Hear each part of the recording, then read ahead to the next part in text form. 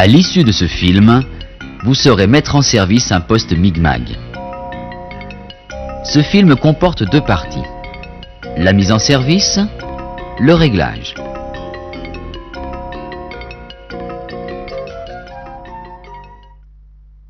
Bouteille de gaz, emplacement pour une bobine, torche particulière. Vous vous souvenez? C'est un poste Mig-Mag. Il est souhaitable qu'une personne compétente se soit assurée que le branchement de l'appareil soit adapté au réseau. L'interrupteur est sur arrêt. Pour la mise en service de cet appareil, il nous faut tout d'abord raccorder cet appareil au réseau, mettre l'inter sur marche, monter une bobine de fil. Dans la plupart des cas, elle est de même nature que la tôle à souder. Nous allons mettre du 12/10. Attention au sens de la bobine de fil et à l'ergot d'entraînement. Nous allons devoir vérifier l'équipement de la ligne de dévidage. Et tout d'abord, le guide-fil d'entrée. Celui-ci est calibré pour laisser passer des fils jusqu'à 2 mm. Nous vérifions les galets.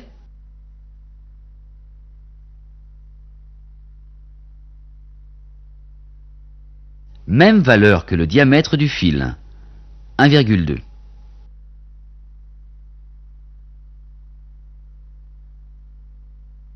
Puis, le guide-fil de sortie, 1,2.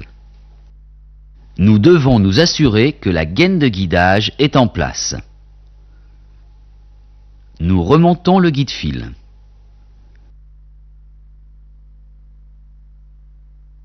Nous démontons la buse de la torche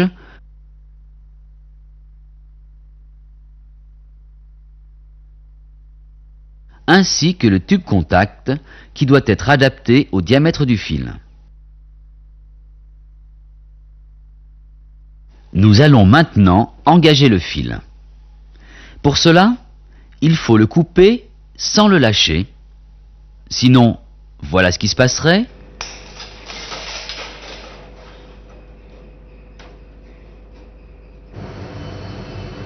Couper sans le lâcher et le redresser un peu. Nous l'introduisons dans le premier guide-fil, sur les galets et dans le deuxième guide-fil. Il faut d'ailleurs s'assurer que ce deuxième guide-fil est bien au plus près des galets.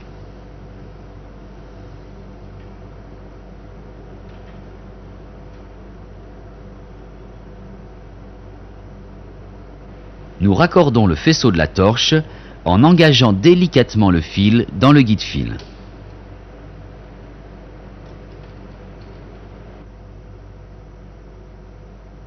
Avec une faible vitesse et en allongeant le faisceau, nous commandons le dévidage par la gâchette jusqu'à faire sortir le fil.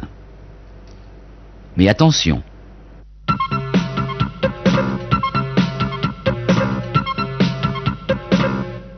Pas dans sa propre direction, ni celle de quelqu'un.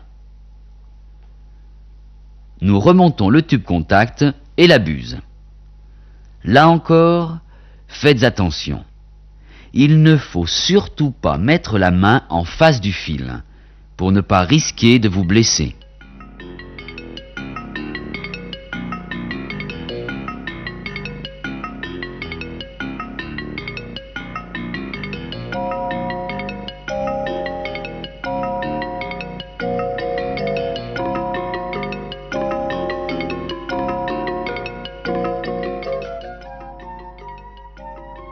Deux opérations nous restent encore. Le réglage de la pression des galets, le réglage du frein-bobine.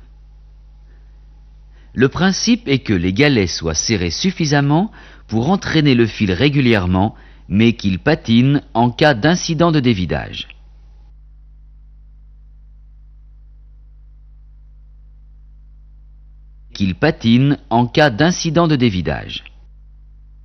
Sinon, gare à la perruque. Il faut aussi tenir compte de l'élan de la bobine, si l'on peut dire, de son inertie.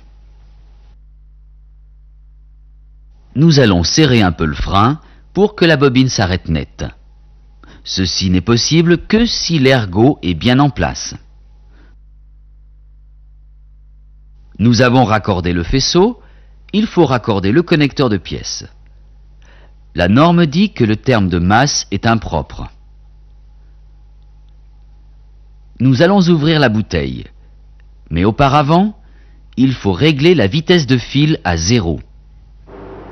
On ouvre la bouteille et on règle le débit aux environs de 15 litres, en commandant la sortie du gaz par la gâchette. Résumons. Nous avons vu le raccord au réseau et la mise en marche, la mise en place de la bobine, le bon calibrage des différents accessoires et le passage du fil, les différents réglages, galets, frein-bobine, le branchement du connecteur de pièces, l'ouverture de la bouteille de gaz. Vous allez demander une bobine de fil à votre formateur. Préparez votre appareil. Il est différent de celui que nous avons utilisé, mais vous allez y retrouver les mêmes fonctions.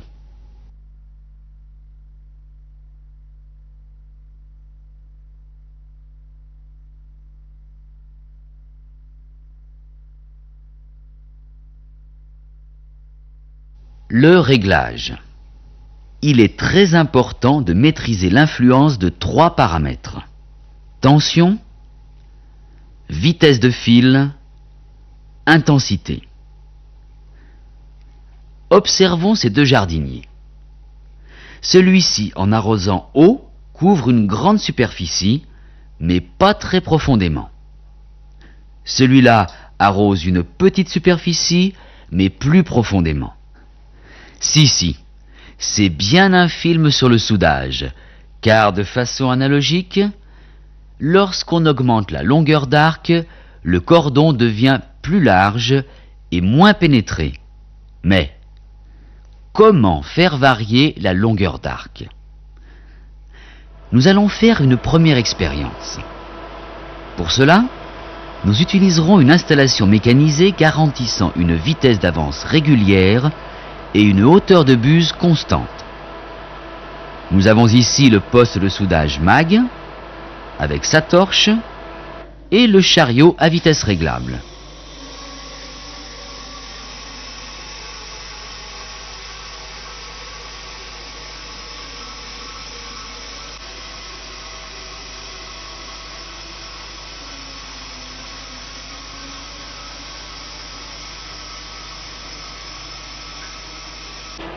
Le boîtier de commande de cet appareil permet en plus d'afficher les différents paramètres: tension, vitesse de fil, intensité. Observez cette expérience. J'augmente la tension, l'arc s'allonge. 22 volts, 25 volts, 29 volts. Je diminue la tension, l'arc diminue. 21 volts, 17 volts.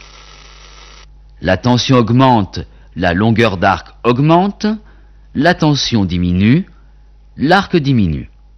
C'est le premier principe. La longueur d'arc est fonction de la tension. Et comme nous l'avons dit tout à l'heure, la longueur d'arc agit directement sur la forme du cordon, et principalement sur sa largeur. Pour une tension faible, 20 volts, l'arc est court et le cordon assez étroit. Pour une tension forte, 29 volts, le cordon est plus large et plus étalé. Rappelons-le encore. La longueur d'arc dépend de la tension. Faisons maintenant une deuxième expérience. Nous avons mis tout à l'heure un fil de 12 dixièmes. Observez la vitesse de dévidage de la bobine, la vitesse de fil en quelque sorte. 4 mètres minutes, 12 mètres minutes. Notre appareil nous permet d'afficher vitesse de fil et intensité. Observez ce qui va se passer si on augmente la vitesse de fil. 6 mètres, 208 ampères.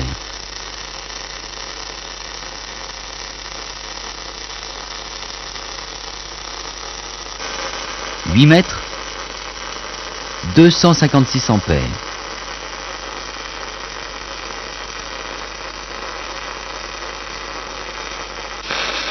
10 mètres, 316 ampères.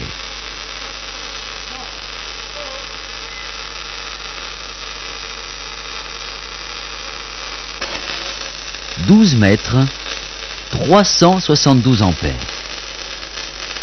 Nous n'avons fait aucun autre réglage. Or, l'intensité a augmenté lorsque nous avons augmenté la vitesse de fil. Traçons cela sur un graphique. Ici, la vitesse de fil en mètres par minute, et là, l'intensité. Reportons chacun des points que nous avons trouvés précédemment. 6 mètres, 210 ampères, 8 mètres, 255 ampères, 10 mètres, 315 ampères, 12 mètres, 370 ampères. Nous obtenons ce que l'on appelle la courbe de fusion du fil. C'est le deuxième principe. L'intensité dépend directement de la vitesse de fil. Voyons l'effet de cette vitesse de fil, et donc de l'intensité, sur la forme du cordon. 6 mètres, 8 mètres, 10 mètres, 12 mètres. En plus, vitesse de fil ou intensité ont une action directe sur la pénétration. Faible vitesse, faible intensité, cordon peut pénétrer. Forte vitesse, forte intensité, cordon très fortement pénétré. Cette expérience nous a montré que vitesse de fil et intensité sont liées, et agir sur l'une, c'est agir sur l'autre. Faisons une troisième expérience. Il est nécessaire parfois de souder avec une faible énergie, pour des tôles fines par exemple, comme ici, ou pour souder en position. On choisit alors une faible vitesse de fil, c'est-à-dire, puisque nous venons de voir que c'est lié, une faible intensité. Il est nécessaire alors de choisir également une faible tension. On obtient alors un transfert par court-circuit. Le bain est très maniable, l'arc a un crépitement particulier. Écoutez et observez.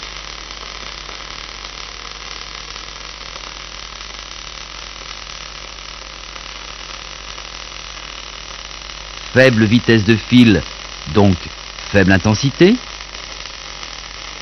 On choisit une faible tension. Ici par contre, nous voulons un bain plus chaud, plus volumineux.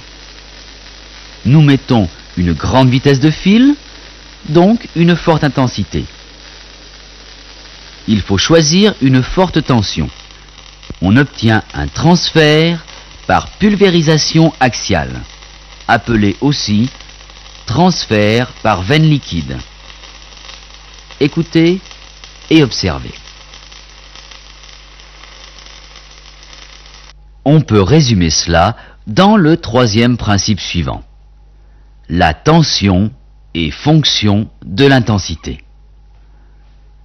Faible vitesse de fil, donc faible intensité, on choisit une faible tension. Grande vitesse de fil, donc forte intensité, on choisit une forte tension. La plage des tensions utilisables varie de 14 à 44 volts. Voici le cordon exécuté en transfert par court-circuit, 3 mètres 3 par minute, 152 ampères, 17 volts, et celui exécuté en transfert par pulvérisation axiale, 9 mètres 4 par minute, 316 ampères, 29 volts. Mais comment choisir la bonne tension? Deux formules simples. En transfert par court-circuit, 14 volts plus 5 volts pour 100 ampères donne la tension à régler sur le poste. Exemple. Tout à l'heure, nous avions 152 ampères, ce qui fait 14 volts plus 5 volts pour 100 ampères, 7 volts 5, soit au total 21 volts 5. C'est ce que nous affichons sur le poste. C'est la tension à vide. En veine liquide, la formule est 14 volts plus 7 volts pour 100 ampères. Pour les 300 que nous avions tout à l'heure, cela donne 14 volts plus 7 volts pour 100 ampères, donc pour 300, 21 volts, égale 35 volts que nous affichons sur le poste. Rappelons ce troisième principe. La tension est fonction de l'intensité. Par conséquent, de la vitesse de fil. Au début de ce film, nous vous avons montré le chariot automatisé pour garder la même vitesse d'avance et la même hauteur de buse. Ici, nous avons incliné la tôle. Regardez ce qui se passe pour l'intensité. La variation de la distance buse-pièce modifie aussi les paramètres.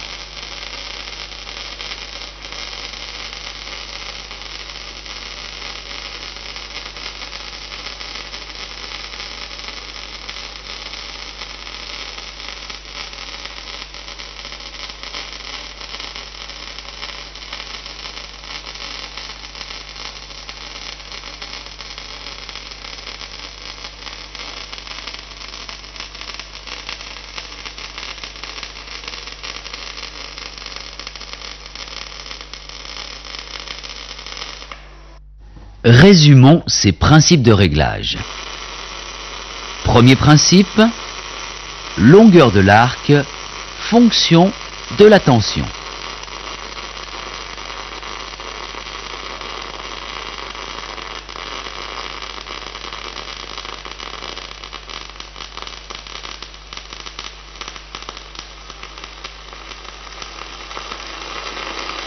Deuxième principe, intensité, fonction de la vitesse de fil.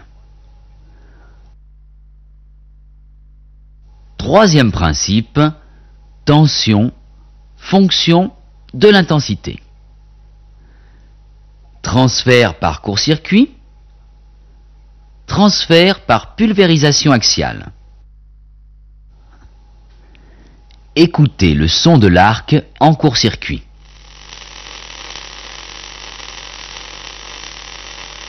Écoutez le son de l'arc en pulvérisation.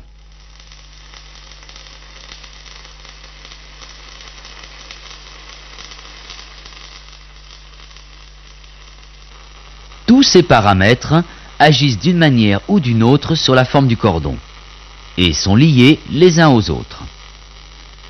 Toucher un de ces paramètres va modifier les deux autres. Sur ce poste mis en position automatique, regardez ce qui se passe lorsque nous augmentons la vitesse de fil. Les autres paramètres, intensité bien sûr, mais aussi tension, augmentent pour conserver un équilibre nécessaire. Si vous éprouvez des difficultés, elles sont bien normales. Tout ceci est difficile. Mais n'hésitez pas à retourner voir les jardiniers du début de cette deuxième partie. Vous allez régler votre appareil. Les bases de réglage que nous vous avons données sont une approche. Et après essai, il vous faudra peut-être agir sur tension ou vitesse de fil pour améliorer le résultat. Enfin, veillez à conserver une hauteur de buse la plus constante possible, puisque, vous l'avez vu, elle aussi influe sur les paramètres, donc sur la forme du cordon.